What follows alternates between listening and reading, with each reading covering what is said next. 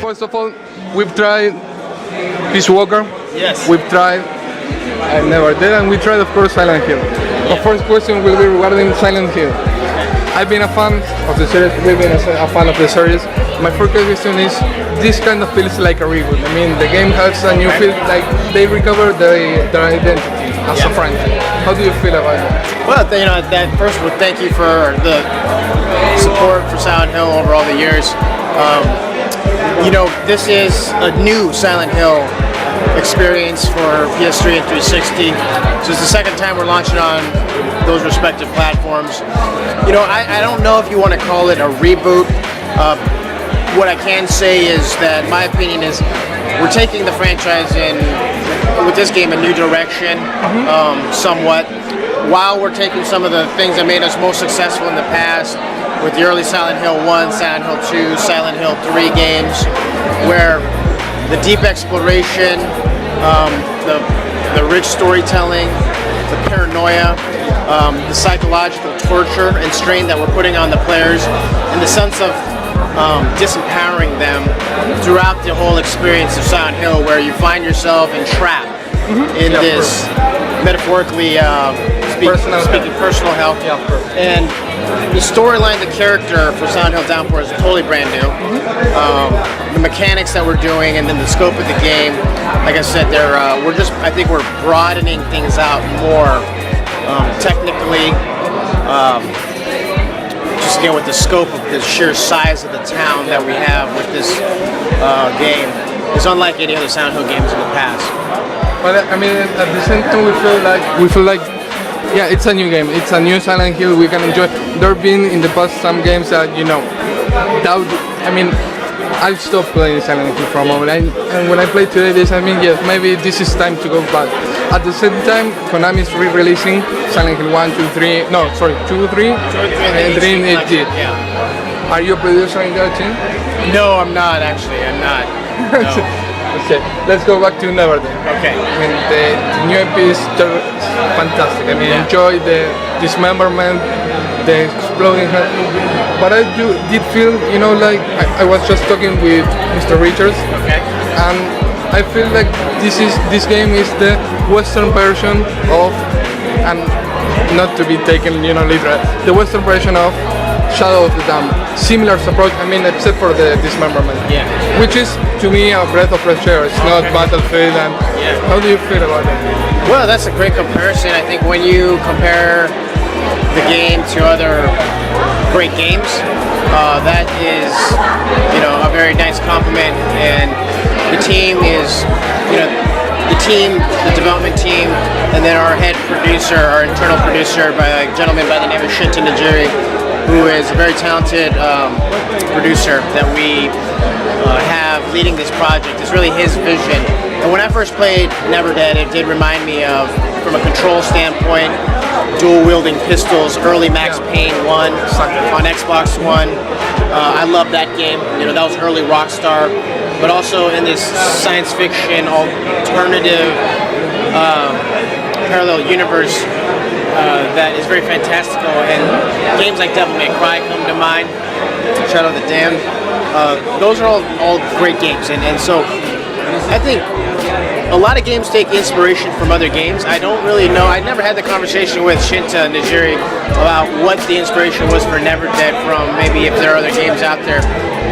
But I want to ask him. I think I'd like to know because I have my own ideas about some of the things that may have inspired Neverdead, and in the end, what he's doing with the gameplay mechanics, with the decapitation, regeneration feature, that is something that was very different. I don't know if I've really ever seen that in another game. Yeah, the head dismember is just awesome. It's fun to see, fun to watch, and fun, to throw the head and use like a scouting method. It's just fun overall.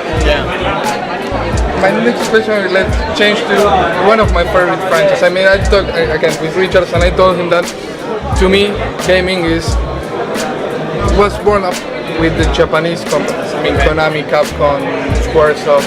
They are companies that push the limits. And Metal Gear was the first one, especially, was a game that changed my gaming habits. Yeah. We've seen Metal Gear 2. I mean, to me, it's not the best of the 4 plus Peace Walker, but the re was, again, it felt like a reboot to me. And Peace Walker had this strange feeling that, you know, Kojima likes to be compared to Western culture, but it was over Western.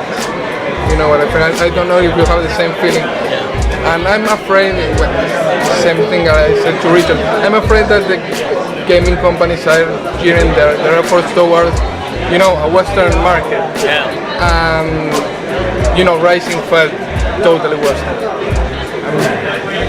But again, let's go back to the game. Both games, 3 games are packaged for the United States, because we saw there are 4 different packages for Metal Gear. There's a Japanese package, it comes without Peace Walker will be done. Which package are we getting here in Latin America? You guys are getting what we have in the US, Canada. It's going to be the MGS HD collection. Will have Metal Gear Solid 2, Metal Gear Solid 3, and Metal Gear Solid Peace Walker all in one.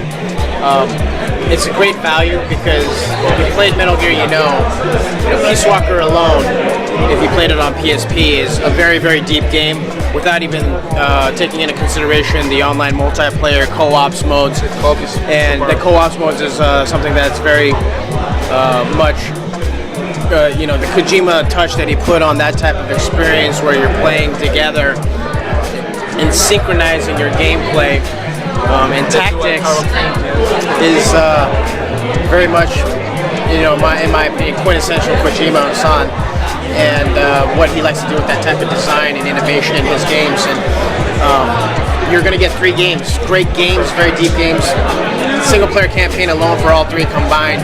If you really kind of play through Peace Walker with the mother base RPG element that is a part of the game, you're easily looking at over like 100 hours single-player for all 3 games, and so that's great. A great offer for Are we getting a PSN release for those two? I mean, you know, Call of War. Yeah, we haven't made any official announcements on that stuff. So right now, it's just slated for November. We haven't really made the official date exactly, but you know, right now it's winter. You know, it could shift around a little bit, but winter of this year, and it's only coming out on retail box product right now. Just to give a closure to this, of course Silent Hill has gone gold, I can see, but I mean the game looks like a solid prototype, so I think it's gold.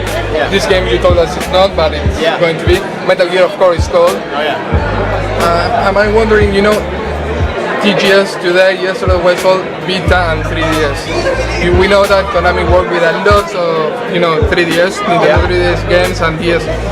Are we going to see Neverdead on the Vita, you know, considering that Kojima knows that the Fox engine is so easy to port, and I know it's not made the engine. I think what we've announced so far with Vita as a new platform, you know, we've talked about some of the things for HD Collection, Metal Gear Solid HD Collection already. The announcements we made most recently, at E3, Tokyo Game Shows this week. So the transferring technology between the PS3 and the PSP, those are all things that, you know, we're working to build in the future. We're excited that any new platform, you know, if we can put Metal Gear on it, that's always a good thing for us. And Son of the Ender 2, of course. Yeah. Okay. Thank you very much. Thank you, man. Here's our business card.